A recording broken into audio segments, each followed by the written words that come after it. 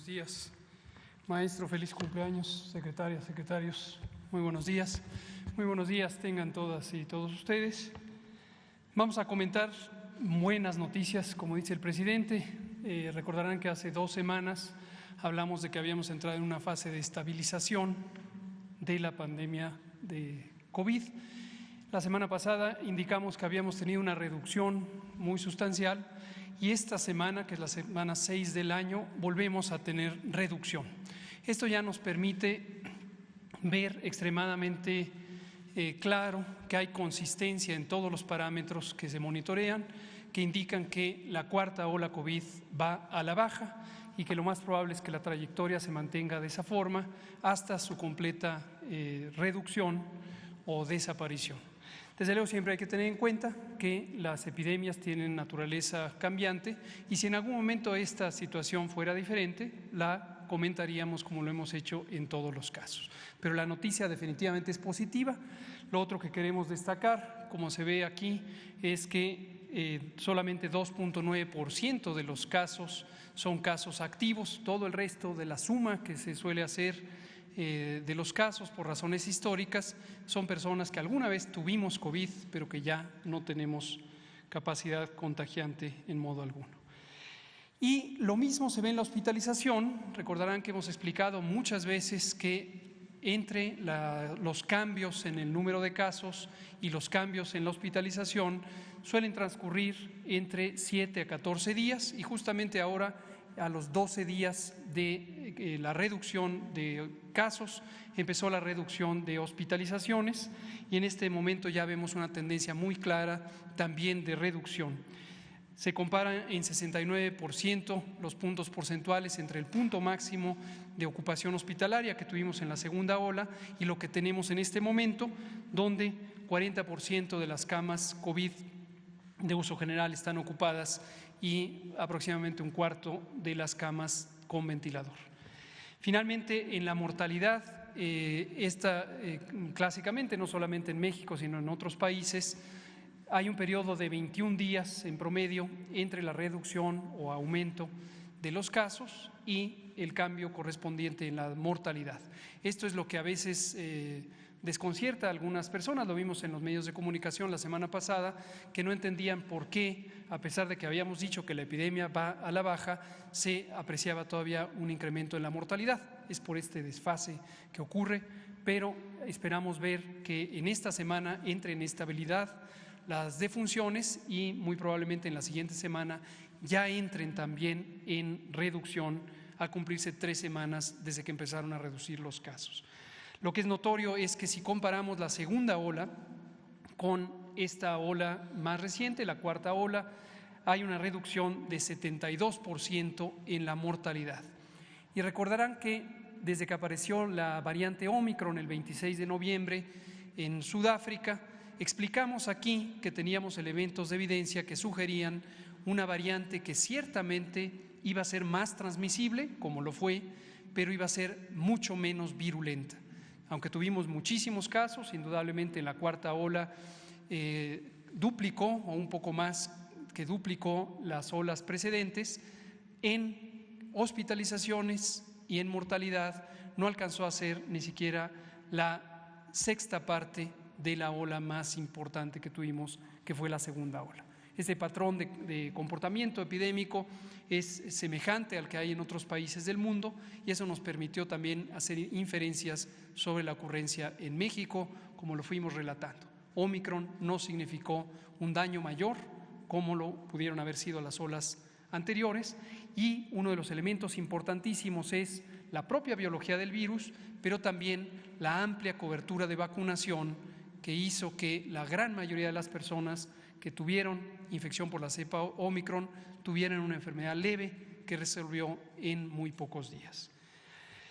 Lo monitoreamos también, como saben, con la colaboración de la Secretaría de Educación Pública al frente de la maestra Delfina Gómez Álvarez en las escuelas, porque nos interesó en todo momento, desde la apertura de las escuelas el 30 de agosto, saber que no corrieran un peligro particular nuestras juventudes e infancias.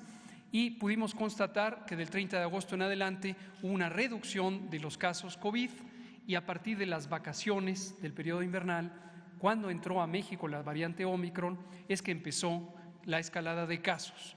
Pero en ningún momento se modificó el porcentaje de casos que representan las niñas, niños y adolescentes, lo que permitió ver que las escuelas, una vez abiertas después de las vacaciones, tampoco eran un centro particular de contagios.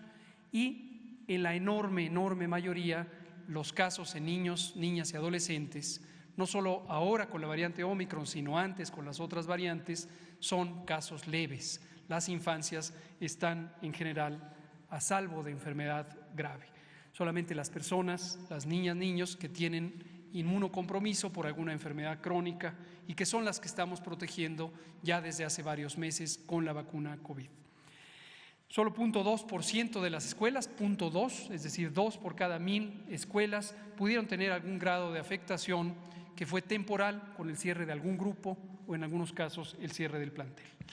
Vamos a comentar de la vacunación, vamos también en muy buen ritmo, se ve aquí las dosis acumuladas, son casi 170 millones de dosis que se han puesto, como pueden ver en la curva, la línea que se ve ahí en la gráfica que presentamos todos los martes, ha sido muy constante el progreso del plan de vacunación, no ha habido periodos de rezago o de retraso o recesos, sino de manera prácticamente continua se ha mantenido la cobertura de vacunación a la alza.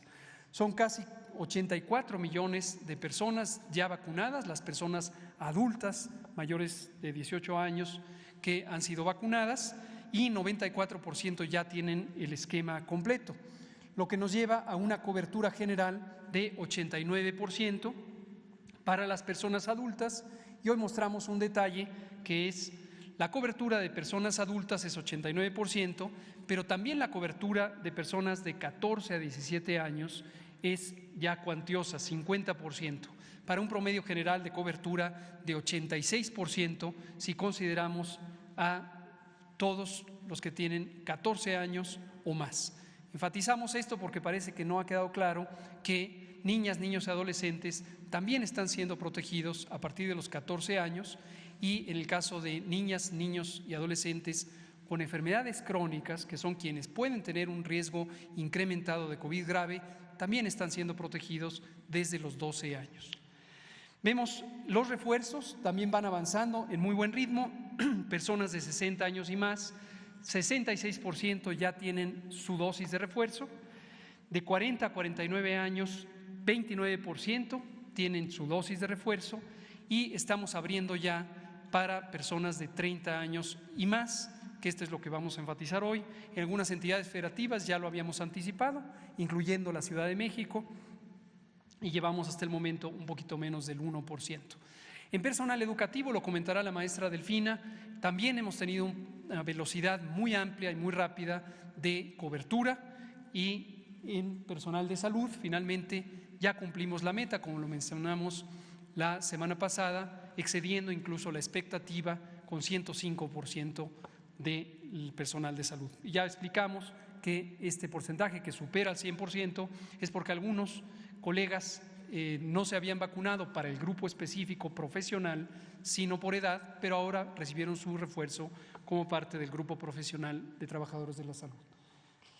Ahora vemos que tuvimos un nuevo embarque de vacunas para un total de 202.5 millones de dosis, y este embarque corresponde a vacuna Astra, que proviene de un contrato con el Instituto Serológico de la India. Aprovechemos para agradecerle al doctor Pedro Centeno, hoy director general del ISSSTE, en su momento director de Birmex, que fue el que negoció este contrato en un momento particularmente difícil, cuando India fue afectada por la variante Delta, se había detenido el aprovisionamiento, pero ahora ya nos entregaron completamente lo contratado. Gracias, doctor Pedro Centeno.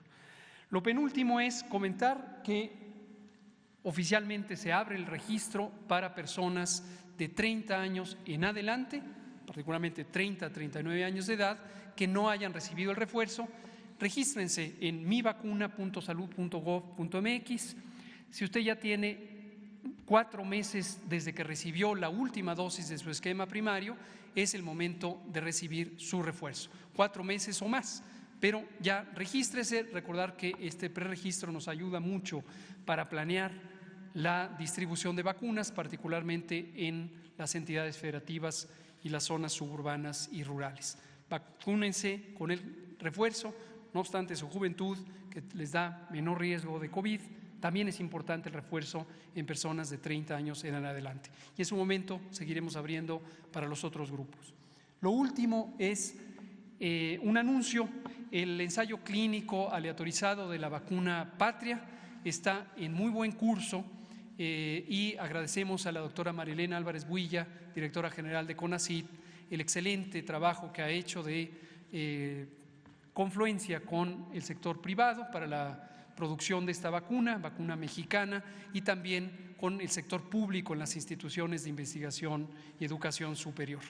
El ensayo clínico es muy importante. Este es un mecanismo para lograr la identificación de las capacidades de esta vacuna, ya identificadas en un ensayo previo que resultó muy exitoso, el ensayo fase 1, que mostró que es una vacuna segura, que puede conferir una respuesta inmune potencialmente protectora, y ahora estamos en la fase 2, y las personas que se registren podrán recibir el refuerzo con la vacuna Patria o la vacuna AstraZeneca, es decir, de todos modos tienen garantizado su refuerzo, pero es de gran utilidad seguir avanzando con el desarrollo de la vacuna Patria. Y durante el ensayo clínico, las personas que se registren voluntariamente recibirán el seguimiento de los pacientes o de las personas voluntarias que participan en el estudio. La manera de registrarse es en el portal patria.conacyt.mx y ahí están todas las instrucciones de quiénes pueden participar y cómo pueden hacerlo. Muchas gracias.